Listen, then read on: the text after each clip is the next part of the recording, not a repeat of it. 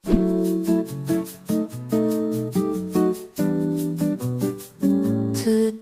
is a sweet day, enjoying my time alone, playing my favorite music in my own paradise.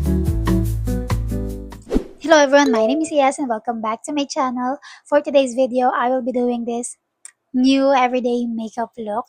So, hindi to yung usual na everyday makeup na ginagawa ko. And may mga dinagdag ako na products or routine sa makeup look na to. So, yes, di ba? Talagang bagay talaga yung ganitong klaseng style or makeup style sa akin. Kasi like naging fresh or naging glowing yung mukha ko, di ba? I super like it. And yeah, yung routine na ginagawa ko for my full glam makeup, gano'n din yung ginawa ko, but minimal lang yung mga products na nilagay ko and hindi masyadong like, over. So, parang hindi siya heavy sa akin, hindi siya heavy sa face. Kasi kung pang everyday makeup lang siya, like, okay na to. Okay siya talaga. Sobrang simple lang na to, guys. And if you want to know how I did this makeup look, just keep on watching. Kailangan mo na magandang skin prep. So, I already spray my Dalba and I use my serum from Lux Organics. So, ako mag-moisturizer na using the original.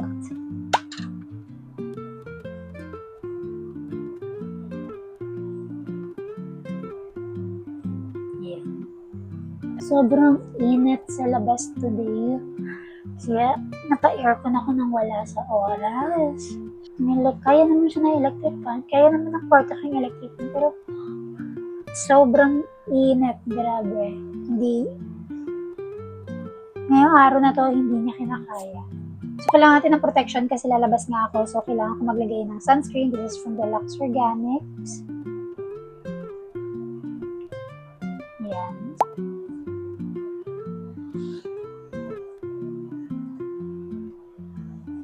Patuyuin lang natin ng maigi para hindi masyado mag-clump yung makeup. Medyo basa yung moisturizer and yung sunscreen mo. Kaya kailangan patuyuin mo siya ng maigi, okay? Ayokong gumamit ng heavy base today. So, mag-skin tone na ako from Vice Cosmetics. So, onti lang ilalagay ko. Like, super, hindi na super, pero minimal lang siya. Ayoko maglagay ng sobrang dami. Para hindi mabigat sa feeling. Parang pang-flawless lang to ng mukha, guys. And sobrang gusto ko yung skin ko today. Like, parang napaka, niya ngayon. Ang ganda niya. Sobrang smooth. Lambot. Ano yan? May mga araw talaga na maganda yung skin mo. May mga araw talaga na hindi. Sa forehead, naglalagay din ako dito para pantay siya. Kasi kahit lagyan ko siya ng like bronzer, tapos walang foundation, ang bilis niya matanggal.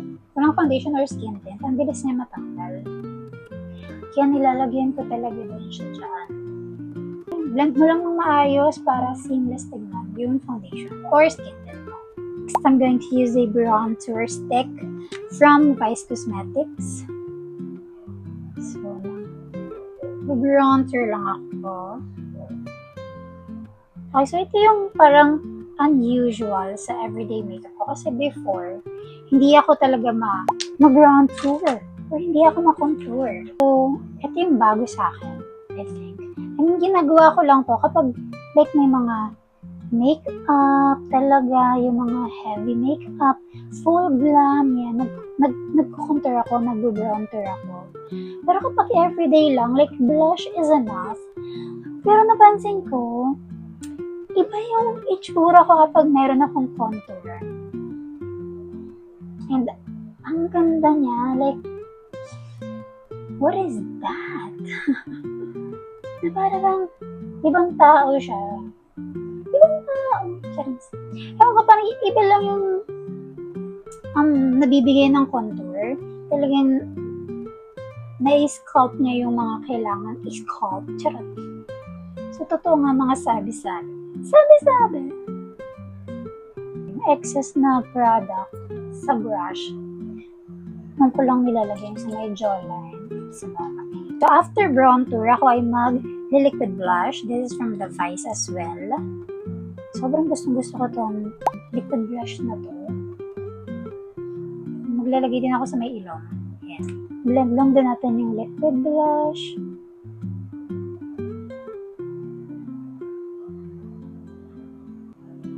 Parang ganitong style ng makeup yung ginagawa ko pag meron akong like full glam. So, medyo minimal lang yung mga gamit ginagawa ko or nilalagay ko kasi parang pang everyday, hindi siya mabigat sa feeling. Yan yung unusual sa everyday makeup ko before kasi hindi ako gumagamit ng concealer pero ngayon gagamit ako ng brightening concealer. So, this is also from Vice Cosmetics. Actually, parang wala na silang stock nito. So, Vice, baka naman. Kasi ang ganda ng concealer na to. So, pang-highlight ko lang to sa mga highlight. Highlight part. Huh? Isa-set.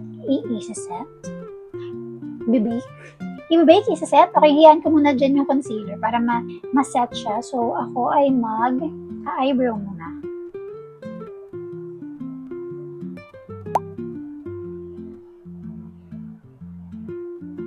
So, this eyebrow is from Spotlight pala, guys.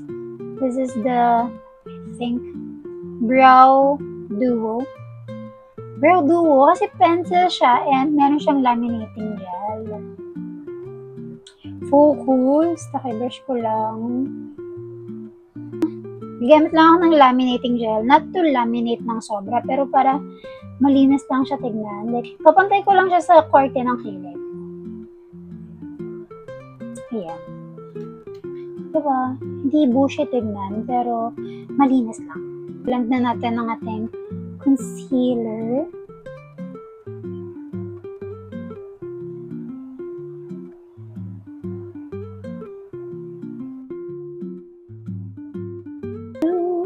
Into the sun. Sorry, alisis ako sa into the sun kasi yun yung huling pinatugtog ko translucent powder or loose powder ang gagamitin ko from Get Ready With Me. Kasi pag ito yung ginamit ko, like parang hindi ako masyadong nag-oily kasi oily skin ako, girl. Like, sensitive and oily skin.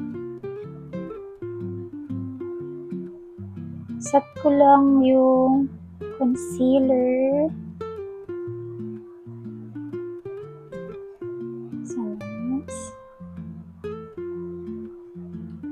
Set ko rin dito sa under cheek. Yun yung nagpapaganda nagpapasnatch. Kaya gusto ko na mag-contour kasi snatch yung yung lower cheek ko.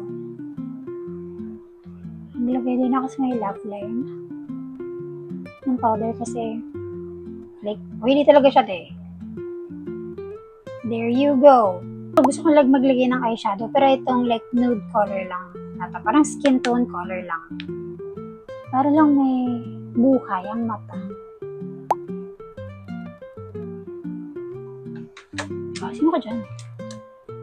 Next is mag-eyeliner ako from Ever Bilena. Sige na eyeliner lang to, guys.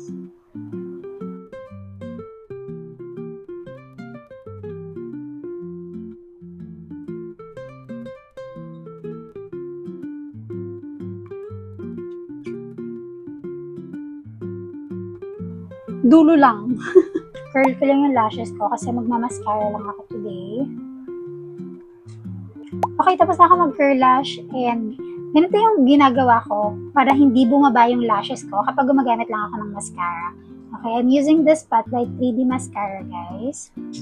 Any mascara will do kung paano mo lang talaga siya ilalagay, okay?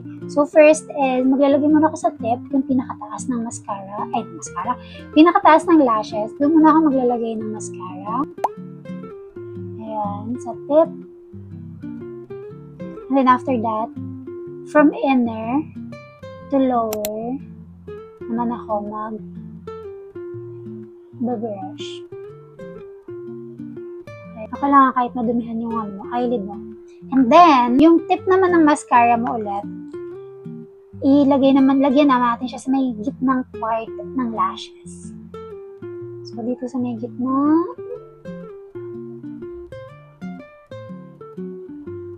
And then, i-brush mo siya ulit. Para coated lahat ng lashes. Diba? And proven and tested, hindi talaga siya bababa, guys. Kailangan mo lang din, syempre, i-curl ng maayos para like stay na stay yung lashes mo na nakataas siya. Hindi talaga siya bababa. Okay, tapos na ako sa lashes. So, tanggalin ko lang yung powder na nilagyan natin kanina, yung loose powder. I'm going to use a bronzer powder from Spotlight. Okay. So, iset lang natin yung bronzer na nilagay natin kanina.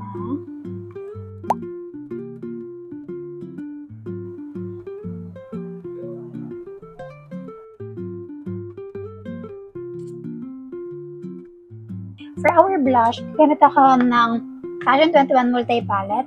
I'm going to use this peach shade na blush na meron sila. So, nagyan ako dyan. Sa atin ang aking cheeks.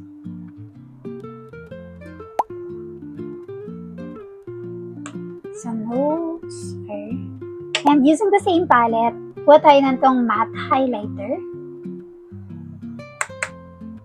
So, yung mga nauso ngayon na hina-highlight yung dito sa under eye nila, gawin din natin yun kasi ang ganda niya talaga. So, nilagay lang ako dito. Nilagyan ko ng concealer kanina. Ayan. Highlight lang natin siya dyan. Kabila. And then we're going to use a highlighting powder from Spotlight then. So, lagyan ko lang ng highlighter yung ilong ko, yung bridge, ito sa inner corner.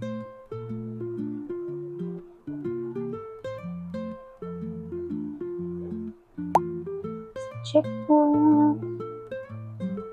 sa high point ng cheek na doon. Ayan. So, for my lip, very simple lang kasi gagamit lang ako ng lipstick from AC.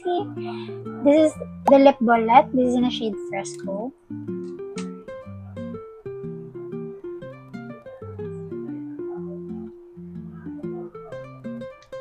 Yan.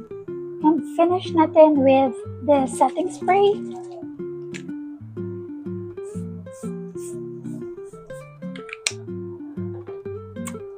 Ayusin ko lang yung hair ko, tapos balikan ko kayo, okay?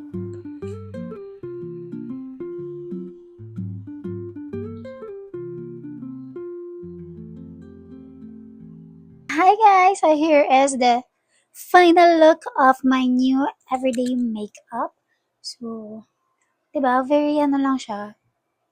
Very fresh. Tapos, ganda ng atake niya. Like, ito talaga yung makeup na para sa akin. Diba? Like, ang ayos, ang ganda, ang fresh. Like, parang, sino ka dyan? So, tama talaga. Tamang-tama lang na ito yung bagay na makeup para sa akin. So, tama lang na nagbago ako ng everyday makeup look ko. So, yes.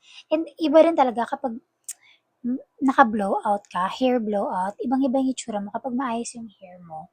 I super like the makeup style. So, ganito na talaga yung lagi kong gagawin na makeup sa face ko. Okay? Yes. So, I hope you guys enjoy this video. And if you found this video helpful, don't forget to like, comment, and subscribe. And I hope to see you on my next video, guys. So, thank you so much, guys, for watching. Bye!